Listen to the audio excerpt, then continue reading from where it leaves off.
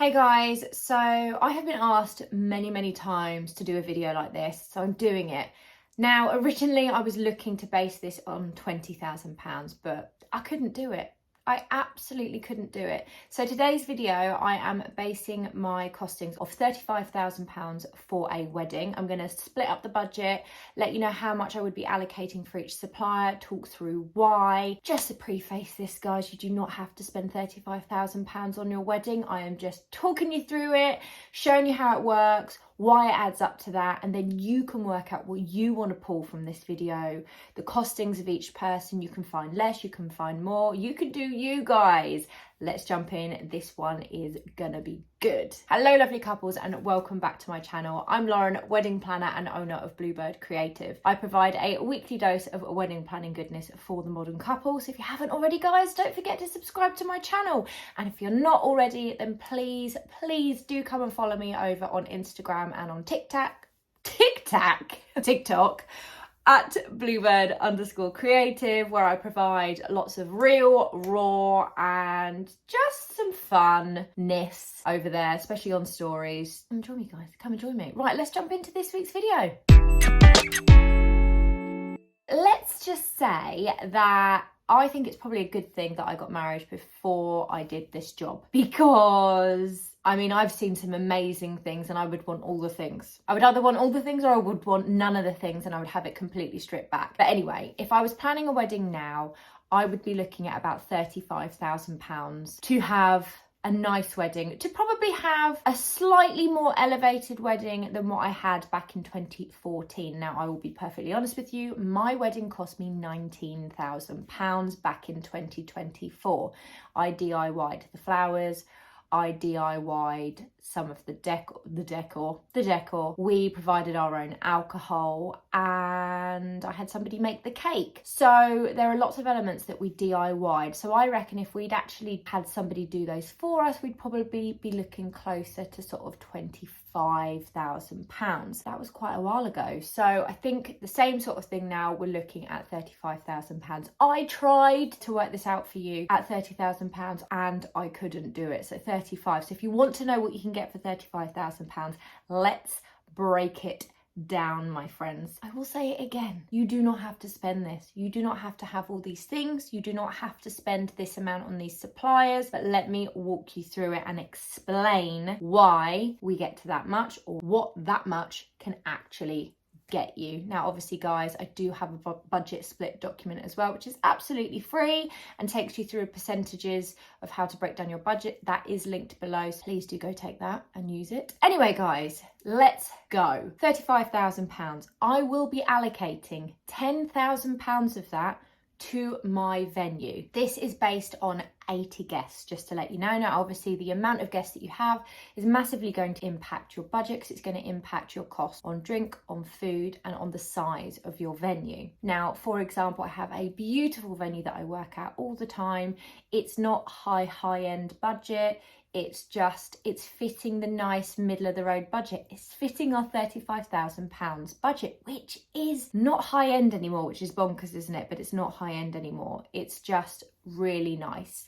So a Saturday peak season is going to cost you just under £10,000. Now, obviously, this is where you can work your budget and you can go, I'm not going to get married on a Saturday and I'm not going to get married in peak season. So already you can shave off a few £1,000s off your venue. Okay, guys, so there are tips here as well on how to actually save and change things. The next big spender is going to be the food and drink. Now, I am allocating £10,000 again. So already it's nearly 2/3 gone. We're allocating that towards food and drink. Now, that's giving you roughly £120 a head, which seems like a lot, and it might be a lot depending on what you want. If you just want a hog roast for the whole meal, then it's not going to cost you £120 a head. If you want canapes in your drinks reception, and then you want a 3-course sit-down plated meal, and you want to have Prosecco and perhaps a cocktail in the drinks reception, and you want to have wine during your wedding breakfast / dinner, because I know that you guys get confused when I use the word wedding breakfast. It's the same as dinner, and a glass of fizz for the toasts. we're looking at £120 per head. So again, you can see already what I'm saying is included. You can change that. Just bear in mind that if you don't feed your guests enough, guys, they will be hangry, and hangry guests do not make happy guests. Just bear that one in mind. But there are definitely different ways to use that budget and to save there. And just as a reminder, that is not including drinks for the evening reception, because there is no budget to include drinks for the evening reception. So your guests would be buying their own drinks. It would be a cash bar. Next, we're moving on to photography and videography, and I will be allocating £2,000 for your photographer and £2,000 towards your videographer. These are not high-end photographers and videographers. These are not cheap photographers and videographers. They are people that are good at what they do, but they're just not really expensive. Okay, a lot of photographers that we work with are going to cost you £4,000, £5,000. Videographers, the same thing. But £2,000, you can get a really good quality, incredible photographer or videographer, and you know that they're a professional and that they are good at what they do. So that is a good price point. My only concern with finding somebody lower than that price point is then to consider how long have they been doing it, what kit are they using, how experienced are they, how good actually are they at what they do, because they are completely undervaluing themselves and their service, and it makes me worry a little bit. So that would be the minimum that I would personally want to spend on a photographer and a videographer. Just to bear that one in mind. I personally would not want to be cutting back any more than that, because those are the two things that actually keep the memories from your day forever. You don't want to look back at those photos and that video and just be like, this is pants and it's not good quality. So those are the areas where I wouldn't save any more. That would be the absolute minimum. Next, we have flowers. So I'm going to be allocating £2,000 out of this budget towards flowers. The reason being, a lot of good wedding and event florists will actually charge a minimum spend of £2,000. Anyone that charges less than that or doesn't have a minimum spend perhaps isn't as experienced. Perhaps they actually have a flower shop and they're not just a wedding and events florist, which means that they can actually get away with just sort of doing bouquets and stuff. There might be other reasons. They might be amazing and they just don't have a minimum spend. But when I'm looking at professional florists that do it all the time, they usually do have a minimum spend of roughly £2,000, and flowers are a huge thing to me. Perhaps they're not to you. Perhaps you want to do your own flowers. I did my own flowers. It is a regret of mine, guys. I should not have done my own flowers. But I appreciate, because I've been in that position, that you can't always factor in the cost for somebody to do your flowers. But again, I'm going on that, and you can kind of work back from that, and you can decide, no, we don't want to do that. We just want somebody to make our bouquets, and then we're just going to create our own bud vases, whatever it is that you want to do. So you can see where there is flexibility in this budget. But for me to showcase you a wedding like what we would create, this is the minimum that you would spend. Next, I'll be allocating £1,000 towards the decor. Now, this might include chairs if you have to pull them in, if it's a dry hire. If you had to pull in any more than chairs and something else, then you're already going to be finding things a little bit tricky on the budget side of things. Perhaps the chairs and the tables are included in your venue, which, to be honest, at this price point, you really want them to be included in your venue. Then you can allocate decor towards lots of nice little bits like candlesticks and your card box and just some props that you want to add, or maybe some lounge furniture and so on. Perhaps you've got little bits that you want to add to your table decor, your favours, etc. Decor is going to be included in there. Fairy lights, all that kind of thing. So it's not a massive budget for that side of things, but it's what we've got. Next, we're looking at stationery. Now, I'm allocating £500 towards the stationery. So at this price point, we're not doing invites or save the dates. We will be doing those electronically, and the £500 will go towards on the day stationery. Now, for 80 guests, this is likely going to cover the cost of place names, should be able to cover the cost of individual menus, perhaps a welcome sign as well. Should cover all the cost of those depending on who you go to, and there should be options to have possibly a few extras. So you may be able to do it for a little bit less, or you might be bang on the money. This means you can still have personalisation in your day, still have something a little bit special, but we're not paying through the nose. by doing the electronic invites and the RSVPs and the website and so on. I'm also allocating £500 towards hair and makeup artists. Now this will only include hair and makeup for yourself, including a trial. So if you want to have your mum or mother of the groom, mother of the bride, bridesmaids, if any of them want to have their hair and makeup done, it's not within your budget. So I would suggest saying to them, if you'd like it done, then I'm speaking to a hair and makeup artist and I can get a quote for you. I did that on my wedding day. My bridesmaids did not have an issue with it at all. I believe my sister had her makeup done and my mum had her makeup done, and one of the girls decided to do her own makeup, and they were all actually really happy doing their own hair.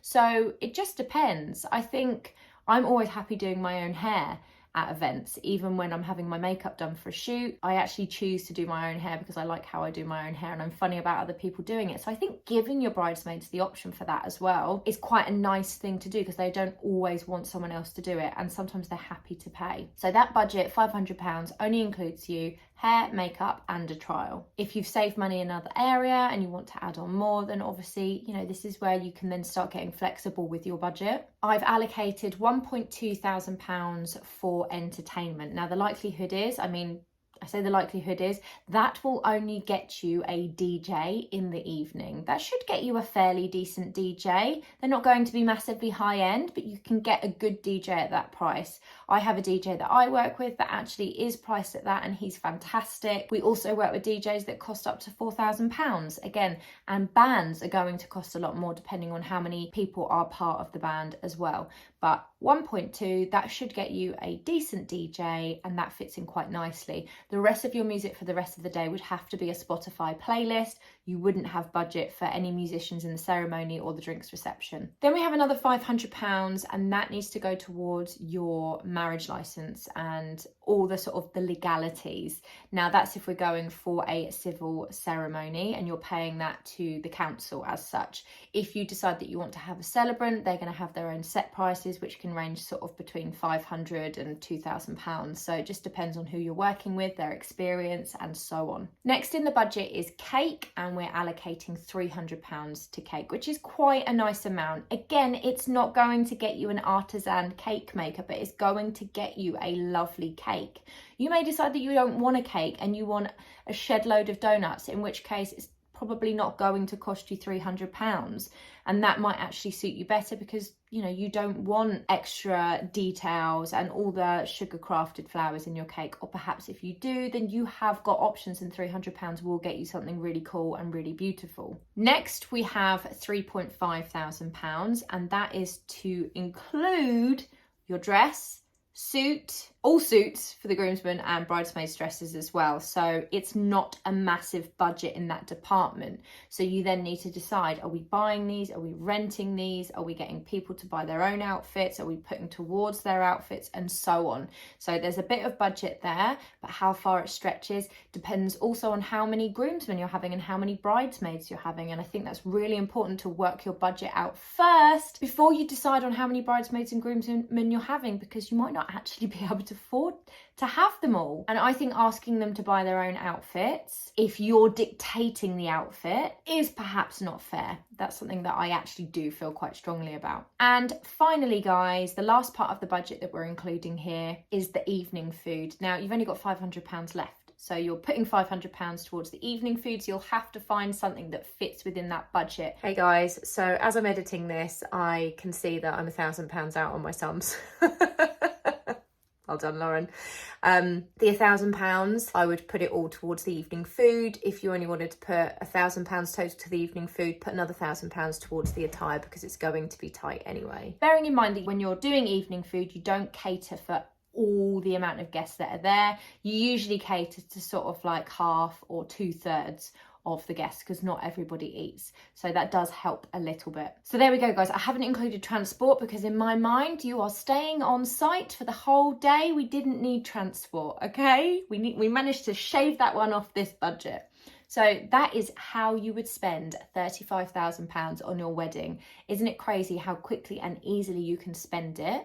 You can obviously take off from some of those areas, not include some of those areas, shave back on areas, but please do just bear in mind, when you are paying for a supplier, you are paying for their expertise, their experience, their knowledge, and the less you pay, perhaps the less qualified, knowledgeable, experienced and so on they will be. Now, if your budget doesn't stretch, your budget doesn't stretch, and that is totally understandable. And you may find somebody absolutely amazing at a bargain price, but that is how I would spend my wedding budget and how you could make a really, really lovely wedding. I'm being very careful with the words I'm choosing here because we have helped people with budgets lower than that and they have been lovely. So please don't take this the wrong way.